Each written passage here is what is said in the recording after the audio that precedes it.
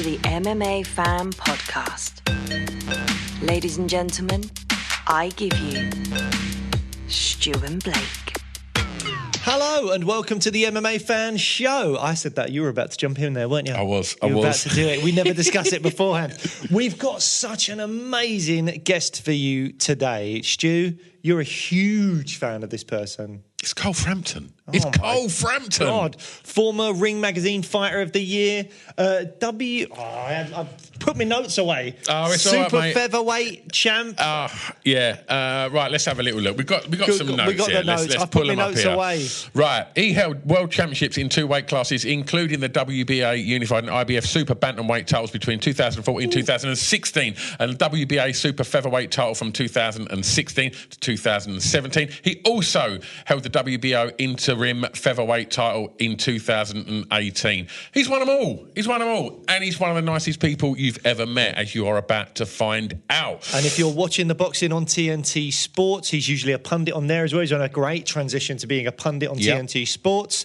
And we're going to mention he's got a whiskey out as well. Yeah. A whiskey. Stablemate whiskey. So, yeah, and honestly, Carl's such a nice bloke. We met him a little while ago, agreed to come on the show. We couldn't be more pleased that he gave up his time for this. And we had a really, really great chat about his career, boxing, MMA, Ngannou Joshua, all that kind of stuff going on.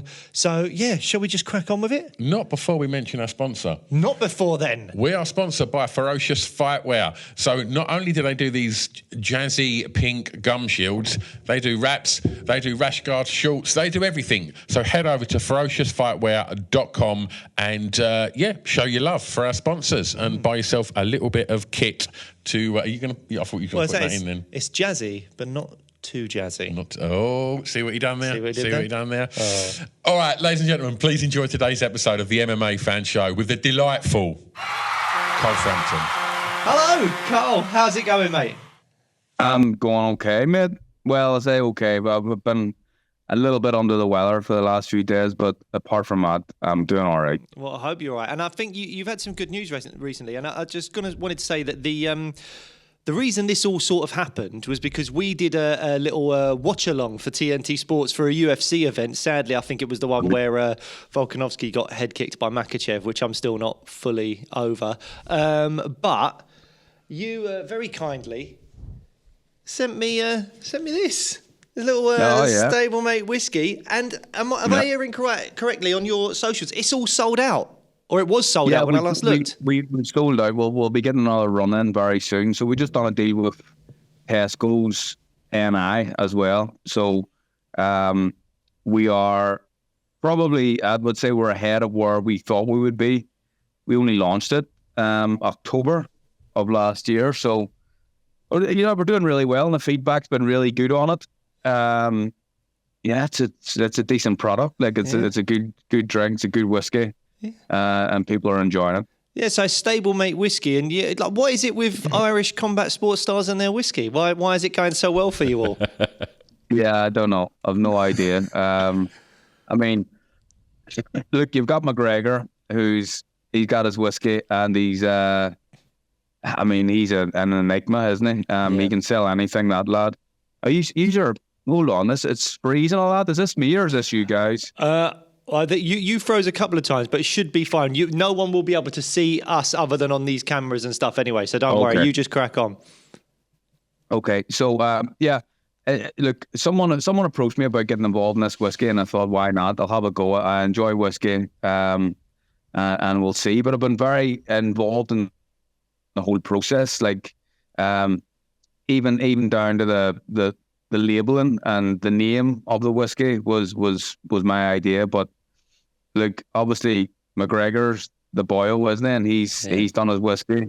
And if we do 2% of what Conor McGregor's done with his, I'll be very happy. Before we sort of go back and sort of start as your career started, Cole. Now you've retired from boxing. Obviously we know that there's presenting work and stuff like that, and you made the documentary, which I want to talk about. But What's the sort of day in the life of Cole Frampton now? Because obviously you said that you put this whiskey together. Like, is it just a pretty chilled time now? You can kind of do all the things that you never had to do when you was training.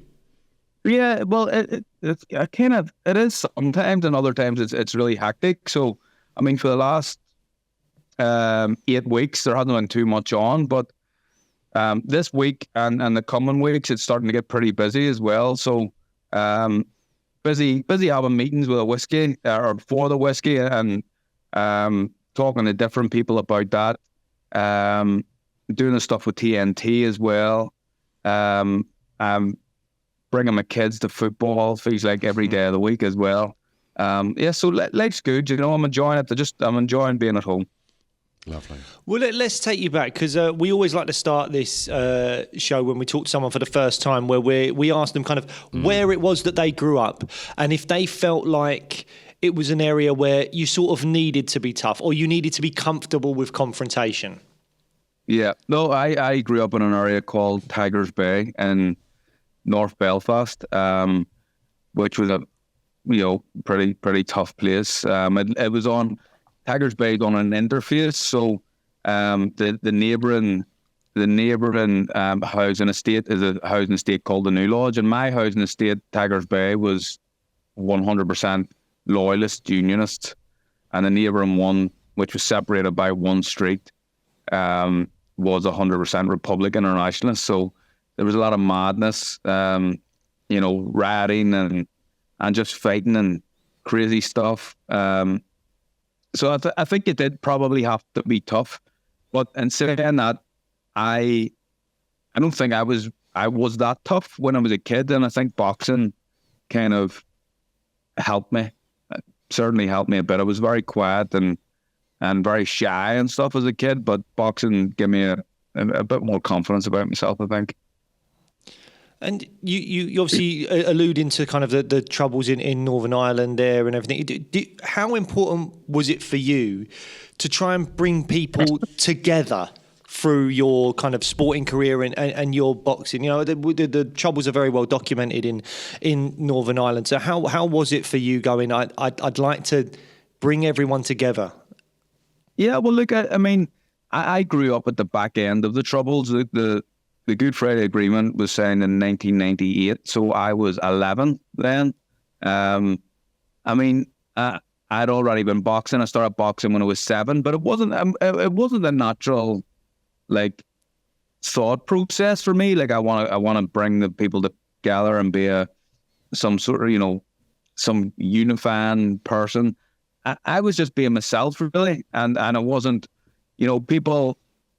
People know who I am and where I'm from, but I just didn't feel like I had to nail my colours to the mast or be constantly. I was just being trying to be a nice guy, really, and people seem to like that. Tell us about the first pro fight, Cole, because you'd gone through the amateur sort of ranks and stuff, and then tell us about that sort of the first pro fight and how that journey started. Yeah, I had my first pro fight was in the Liverpool Olympia in 2009.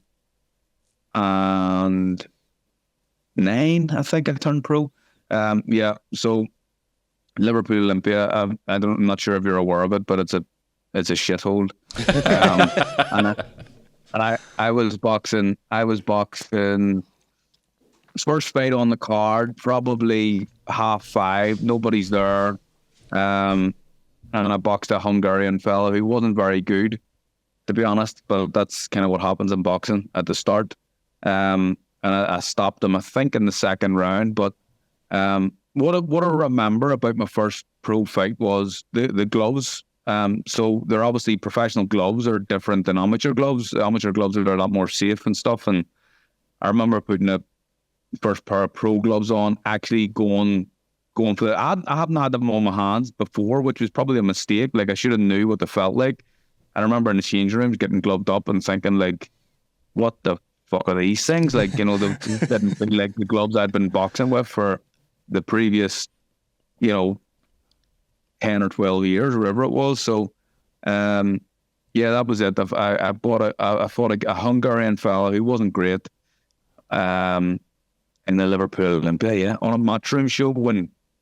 So this was before Eddie Hearn had even got involved. It was Barry Hearn was promoting the show. So that's how long ago that was.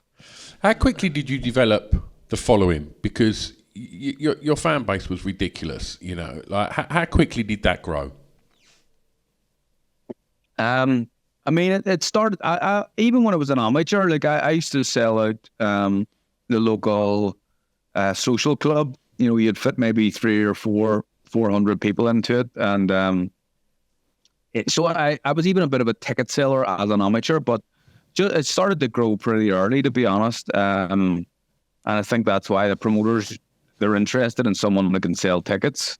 And obviously the relationship with McGuigan at the time, and you know, people seeing what Barry had done, and there's a lot of similarities between me and Barry and our backgrounds and our upbringings and stuff.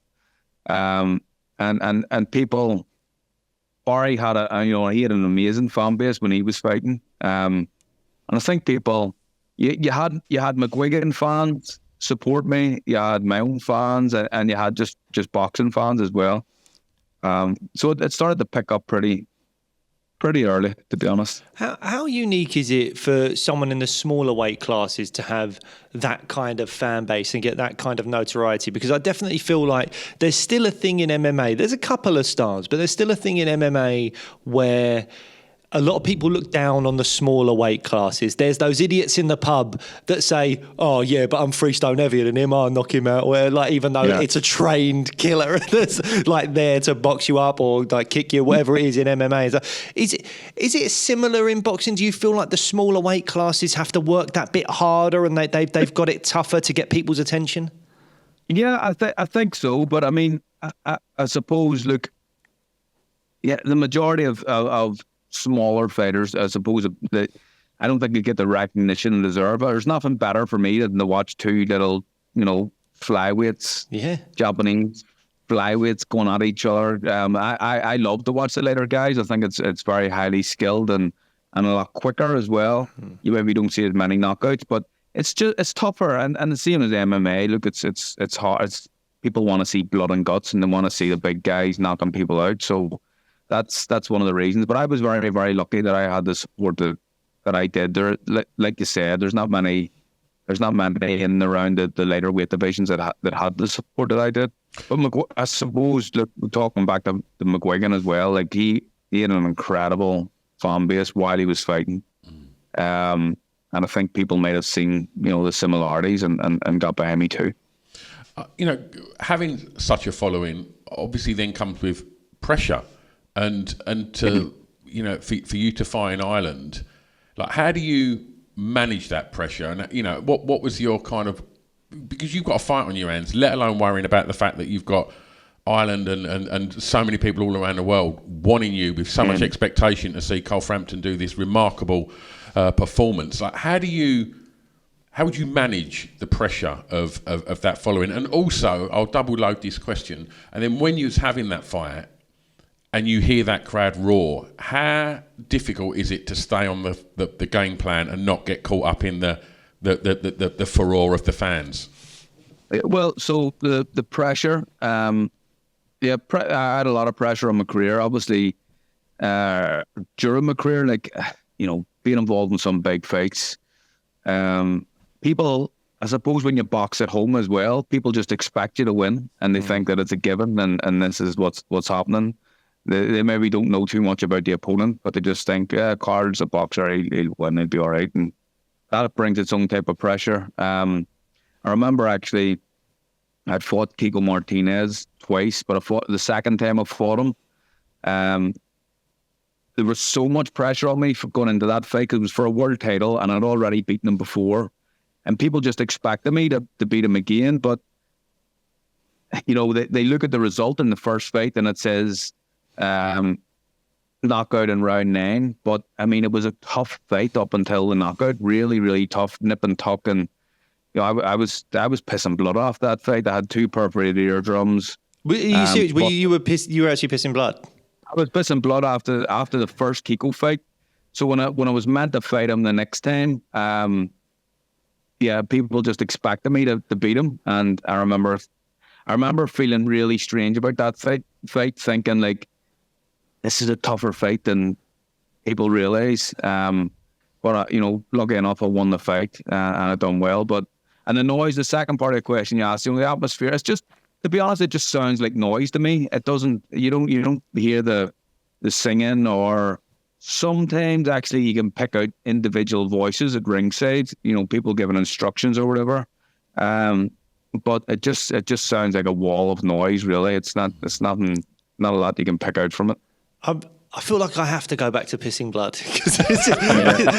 because I'm sure in the fight game, whether it's MMA, boxing, whatever, these kind of things maybe happen quite regularly, or so I don't know. But like to fans of combat sports, sometimes you get caught up in the whole furore of like, oh, what's next for this guy? What an amazing knockout, all that stuff, and you don't always see the realities of what you guys actually go through at the top end of the sport, and the injuries and stuff like that. Like, when something like that happens to you, you've had a fight, are you going, oh, I know that I'm going to be, like, are you in the fight going, oh, he's landed a really good body shot there or something, I know something's going to be happening later? And when you're then going to the toilet and it's red, are you like, oh, this could be really serious? Are you scared? Are you worried about the next fight? Like, how do you compute all of that information? So obviously Kiko, if you know Kiko Martinez, he's a small, squat guy, punches really well to the body. So he hurt me to the body a number of times in the fight. But I had a feel when I was pissing blood.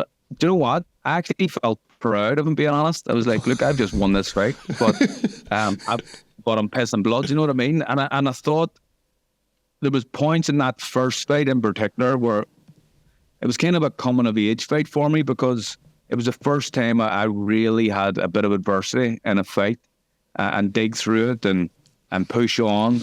And I remember the whole kind of scenario and the thing that people were telling me before the fight got into it was it'll be a tough fight for 4 rounds, then he'll slow down. And I remember just thinking, like, we're in round 8 here and he hasn't started to slow down yet. Like, what the fuck's going on? So I was asking myself a lot of questions in that fight. Easily could have quit, could have stayed on my stool at a point. So when I go backstage afterwards and piss blood, I was proud.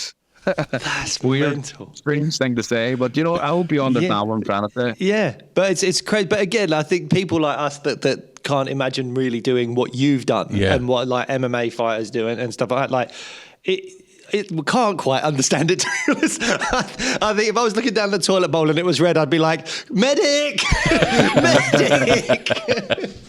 I also want to talk about we first met you at the TNT launch, and I did come up and tell you that I thought the documentary you made was absolutely fantastic and important. When you suffer from a defeat, or when all of a sudden you've retired from the sport and you've not got that routine, like how did you manage your mental health then, Carl? And what drove you to make that documentary? So I was approached to do the documentary a number of months before it was aired, and it was something I wanted to get involved in, to be honest. People talk about mental health and poor mental health, and I think at times, sometimes people are down and people feel sad and stuff. It took me the end of my career, it wasn't a lot to deal with, if I'm being honest, because I knew going into my last fight that I was retiring. Like, I told the people closest to me that win, lose or draw, this is my last fight. And I planned on winning. I wanted to win, but I just realised I wasn't the same fighter that I used to be, and that was it. And that was okay. I was happy and content with what I'd done in my career. So the end wasn't that big a deal, but a couple of defeats I had to Josh Warrington and Leo Santa Cruz, kind of in the last few years of my career, they were more hard to deal with, if I'm being honest. Especially the Josh Warrington fight, because I was favourite going into the fight, and I still feel I love Josh and have a lot of respect for him, but I still feel if I'm my very best, and if I had have went into that fight with the right mentality, I still feel like I could have beaten him. He beat me convincingly, if I'm being honest. But I went into that fight thinking that he couldn't hurt me, and there was nothing on his record to suggest that he was a puncher. And I've been in some big punchers and been okay, but I've never been hurt as much in a fight as it was against Josh Warrington, and that was really hard for me to deal with. Just trying to cope, come to terms with that in my opinion, I've lost to a guy who I think I'm better than. That was really, really difficult. And my close friends and family were around me to support me. My wife has been brilliant as well. For me, like, being with the kids, being at home, doing the stuff that normal dads do, that's what's good for my mental health. Because I was away for so much of my career, and my training camps were always spent away from home. So I think that just being at home, getting a bit of fresh air, going to the park with the kids, bringing the kids to football, for me, that's, I love doing that. Has there been a really positive reaction to the documentary? Like, have people come up to you and said how much it's like meant to them, or that they've related or anything like that? Yeah, the feedback has been fantastic, really fantastic. And I actually had a couple of close friends who I didn't know had struggled with mental health, and they had issues, and I pointed them in the right direction. After watching the documentary, I kind of directed them to a couple of people. Place called West Wellbeing Centre in West Belfast, who do amazing stuff and helping the community. So even the fact that happened meant the documentary was a success for me. 2 people reached out saying they were struggling, and they were able to get help. But the feedback was universally, really, really good. Yeah.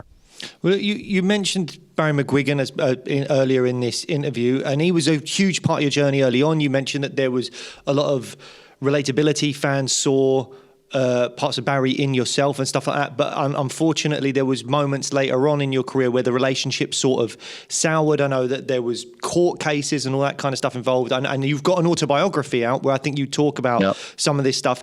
How is the relationship now? There is no relation. The relationship's dead. There'll never be a relationship. And I mean, if you read the book, I think people would understand why.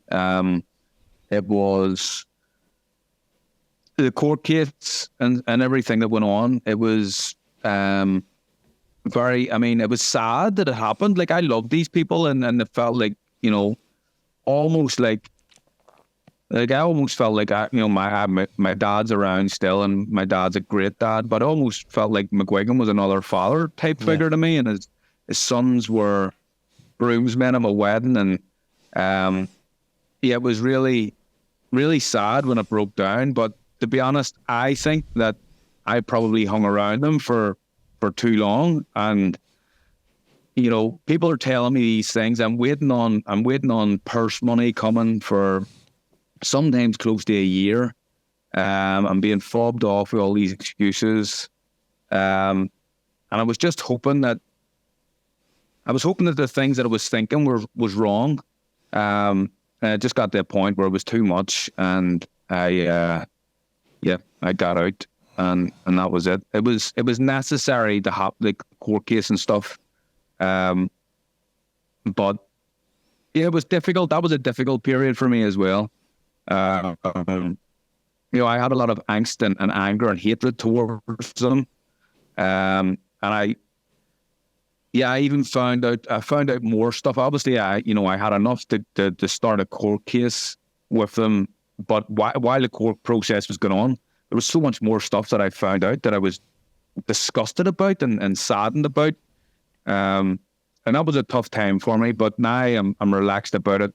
Like, there is no relationship with the guys at all, and I don't care about that. But it took me quite a while to get over it, if I'm being honest. Yeah, I mean, really sorry to hear that. And it's obviously sad to hear when someone, as you said, had such a positive impact in your life and then it's ended up in such a negative way. I mean, you're saying that there's other things that you found out. Is there anything, advice that you would give to younger fighters, whether it be MMA, boxing or anything, who have got managers, trainers, anything like that, things that they, need to look out for, or red flags or anything like that? Yeah, well, I mean, what I would say, and I genuinely mean this, was fighters, I suppose MMA guys might be the same, that we come from similar backgrounds. A lot of time, you're not getting posh, private school boys doing MMA or boxing, really, the majority of times anyway.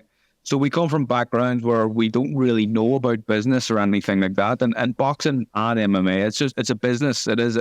These are businesses, and dirty businesses sometimes. What I would always advise, and I have given this advice, was any contract you're given, like I would have signed things on trust. Like Barry had put a contract in front of me and I'd have just thought, this guy's got my best interests at heart. I love him, and I'd have just signed it.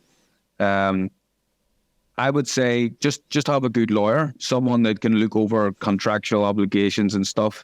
Don't be too trusting. Don't be too naive.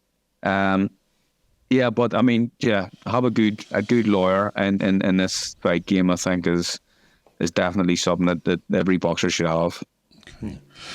You've mentioned MMA fighters there. We're now living in a time where MMA fighters are moving into your back garden now, and we've seen Ngannou versus Tyson Fury, and now he's going to be fighting Anthony Joshua. Can I get your thoughts on Francis's performance against Fury, and also how you think he's going to do against Anthony Joshua? I thought he was unbelievable against Fury. I think that going into the fight, and this was me trying to think with a rational head, that Francis is a big specimen of a man, but he's never really boxed before, so there's no way he can beat Tyson Fury. But incredible performance. He knocked him down on the night. I actually thought Francis beat him, but when I watched it back, I think I scored it to Fury by 1 round. It was close. Unbelievable. Couldn't believe what I was watching. And I think that he's a better boxer than people think he was.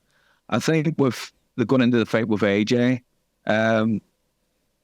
it's a really interesting fight. I like AJ a lot, and I think that his link up with Ben Davison is very good for him. I think his last fight, I think I've seen some improvements, which is good. But one thing about AJ is he can be a bit static and a bit straight, and there's not much head movement and stuff. He, like Francis, he's a massive specimen of a man, and just a beast of a man. But he can be hit, and that's my worry about AJ in this fight, getting hit by Francis, who can clearly punch. But in saying all that, I expect AJ to win. I hope he does for boxing's sake. But Francis, unbelievable man. I was lucky enough to spend a wee bit of time with him around the Fury and Ngannou fight. Lovely big fella as well. It's great to see. It's great to see. And what I would say is, like, he's getting really well paid now. You know what I mean? Not that he wasn't previously, but I think that comparatively, it's way more. Yeah, it's way more, and he deserves it. Absolutely deserves it all. Like his whole backstory, his life, and everything that's going on. It's a movie in the making, Cole. It really is. 100%. It's the whole backstory is unbelievable. Really is. So you're picking AJ. So tell me how you think that AJ is going to win. I don't think he'll knock him out. I think he'll win. I think he'd probably win on points.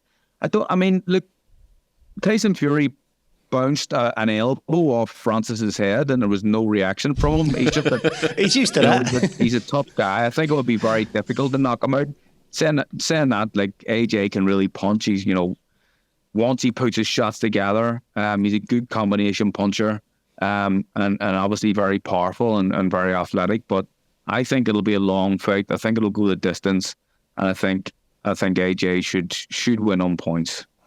Well, you've given us like a good bit of punditry there. How's the transition been to going from pro athlete to pundit? And have you had any moments where you've spoken about a fight and some fighters have been unhappy about your comments? Yeah, well, a few times. Look, well, I'll talk about the transition first. It was easy because I was doing little bits of punditry while I was still boxing from time to time. So, and I mean, in my opinion, I think it's the easiest job in the world. It's like literally say what you see. You watch a fight and you talk about it. So, I'm really enjoying that, and I'm enjoying the stuff I'm doing with TNT. But there's been a few people have been upset by things I say. And to be honest, look, I don't try to upset people. I just try to be honest. And I will say, if someone's had a bad performance, I'll call you out on it and I'll say that. But if someone equally has been good, then I'll praise them and say that. But I had one, so John Fury, I had a run-in with me before. And it was my opinion on Tommy Fury against Jake Paul. And I thought Jake Paul would beat him. And that was it. And I didn't think it was going to, I didn't say he was going to knock him out or anything. I just thought that I wasn't that sure about how good Tommy Fury is. I'm still not, to be honest. Yep. But for them reasons, I thought that Jake Paul might just nip it in a fight with him. But they had a fight. It was a close fight. Tommy Fury won. But previous to that, yeah, John Fury was really upset with me saying what I said.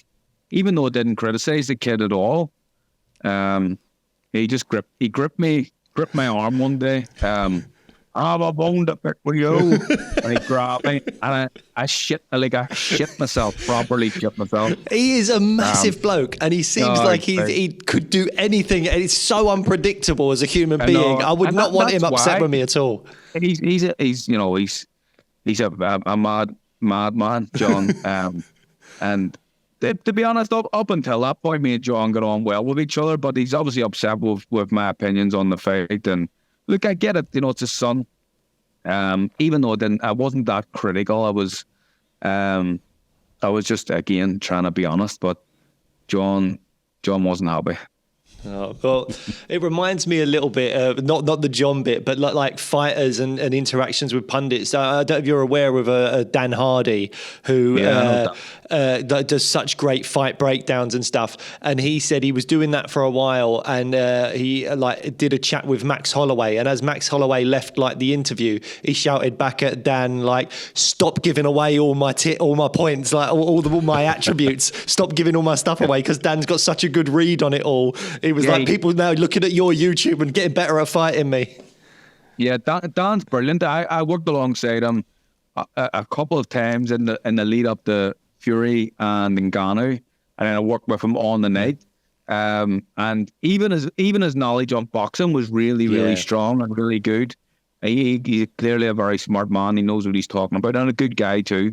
But yeah, I don't know if I would go into as much detail as Dan, not because I don't want to, but just because I don't think I can. I think he's probably a better pundit than I am, and he really knows the fight game inside out. What's your thoughts on MMA, Carl? I like it. I really like it. I enjoy it. I watch. I would call myself a bit of a casual fan. I would watch the big nights. But I enjoy it. Sometimes I'm sitting on a Friday or Saturday night, I'll stick it on TNT. Even the smaller fights. But I remember actually what got me into it. Obviously McGregor, being from where I'm from, McGregor was huge, and everybody just started to become interested in MMA because of him. A lot of people anyway. But I remember I was in America for a fight. Who was it fighting? I can't even remember who was fighting. A kid called Alejandro Gonzalez, and I remember we went to this pub for a bit of food. It was like chicken wings and all that sort of stuff. And the MMA was on in the background. It was UFC night, and it was was it Robbie Lawler and McDonald? Was it? Oh my God! What a night to catch a fight! That was the first MMA fight I watched. My God! That's incredible. Was it Lawler's nose? It looked like his nose was hanging off. It was No, it's his lip. Lawler's His lip lip. there, and Yeah. McDonald has his nose just shattered. It was crazy, unbelievable. I remember thinking, like, why have I never watched this before? This is insane. But yeah, that was kind of the first MMA fight that I'd ever watched. But like I said, I watch the big nights now. Yeah. What are your thoughts on the other Irish lad, Ian Gary? He's getting a lot of hype at the moment. Yeah, he's going well, isn't he? I think he's good too, isn't he? Yeah, he's a good fighter. I see a lot of people giving him stick as well. But I mean, I think a lot of it's down to McGregor, isn't it? And the impact he's had in Ireland as a whole. We've even got some good mixed martial artists up here fighting in Liam McCourt, obviously the female, fighting in Bellator. Yeah, they're talking about, there's a big bill coming up anyway in Belfast and Bellator, but yeah, it's a great night out. I've been to one UFC, I've been to 2 Bellators. The production on both of them, I mean, they're really good nights. Like, they're really well run. Atmosphere is incredible. And it's a sport that to be honest, pre the Lawler and McDonald fight, I wasn't into at all. But it's a sport that I've started to take an interest in. Do you think it's more difficult to be a specialist in one discipline, like a boxer or something like that, or do you think it's more difficult to be very good at multiple different disciplines, like in MMA? Look, I'll be honest here. I think I think that it's more difficult to be very good in multiple disciplines. You know, there's guys, obviously, they come from in the MMA world. You know, they specialize in maybe one thing. They have a black belt in judo or karate or whatever, but they're very, very good at a lot of other things. I mean, yeah, I was good at boxing. I was very good at it, but you know, even like one of my issues as a fighter was flexibility toward, like, I was always really, like, mobility was bad and flexibility was bad. I like some of the stuff that these MMA guys do. Look at McGregor, and no, they can still do the splits in their, like, you know, mid 30s, and but they can also rip your head off of a punch. It's like it's crazy, honestly. And I think to be very good in the mixed martial arts world, I'm going to say this now as a boxer, but I think it's probably a bit more difficult than having one discipline. Well, who do you think we've taken up a lot of your time, and we really appreciate it, Carl? We just want to fire a couple of last questions at you, if that's all right. Who's the best boxer on the planet right now? Terence Crawford. I love Terence Crawford. I love everything about him. I think he's an incredible fighter. And I remember actually when he fought Earl Spence, and he'd done a demolition job on Earl Spence, and no one really seen that coming. They all thought it was going to be a close fight. I said after the fight on TNT, I think Terence Crawford beats Canelo, and loads of people laughed at me. But now there's talk of that fight happening, and I genuinely believe Terence Crawford would beat Canelo. I think he's an incredible fighter. Absolutely. Who's the best boxer to ever do it? I don't know. I was a big fan of Roberto Duran. You can say yourself if you want. No, it's not me. Not me. I'd say you got to go way, way back to when guys were fighting, 20 times a year and stuff. And you have to say, I think, the greatest fighter of all time, Sugar Ray Robinson, has to be. Wonderful. What was the hardest moment of your career? Hardest moment? What was the hardest moment? Probably, that Kiko fight that we talked about was pretty tough. But the Warrington fight, I think, and getting over that and coming to terms with it was really, really difficult. The first 3 rounds in the Warrington fight were probably the worst 3 rounds I've had in my whole career. It was mental. And going out for the 4th round, I felt like I'd done 12 already. So, everything the Warrington fight and the aftermath of that was really difficult, I think. And ending on a better note, what was the happiest moment of your career? I mean, winning my first world title was always really, that's always going to be good. That's the dream you have when you start boxing, to be a world champion. And to be honest, if someone had have granted me a wish before I turned professional and becoming a world champion, but you'll lose it in your first defence, I think I'd have taken that. So I'm very happy with everything I've done. But what your first world title or the Santa Cruz win in New York when no one expected me to do it, that was another big one. Oh, amazing. Wonderful. Cole, thanks so much for giving up your time and coming on the show today, mate. Really, really appreciate it. No worries, boys. When is the Stablemate whiskey back in stock?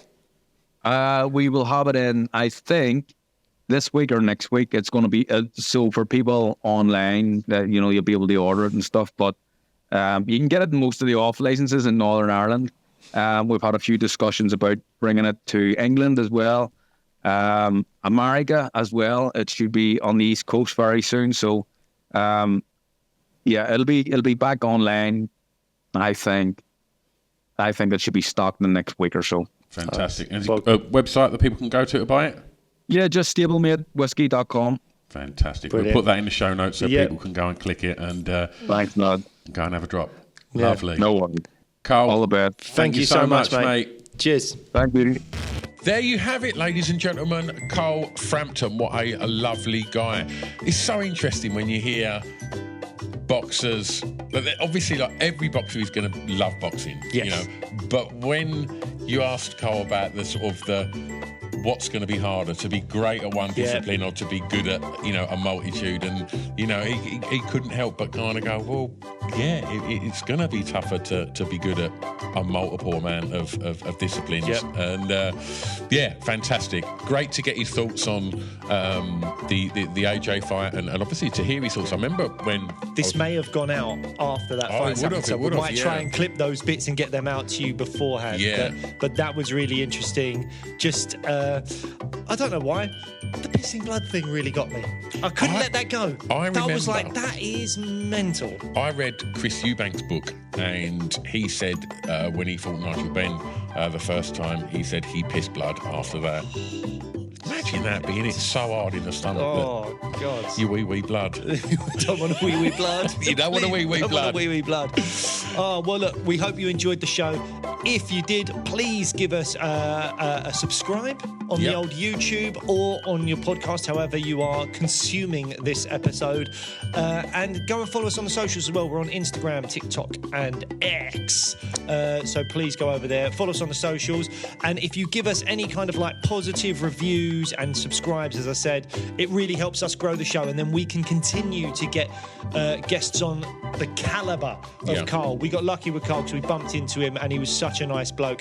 But if you want us to keep bringing you really brilliant guests on this show, hit that subscribe button, hit the 5-star reviews and all that stuff, because it helps boost the profile of the show and means that more people will be interested in coming on. Absolutely. And if you're a fan of boxing, when we first built this studio that you're watching us presenting from at the moment, we had Johnny Fisher in. Bosh! We had Johnny come in and talk about his career today.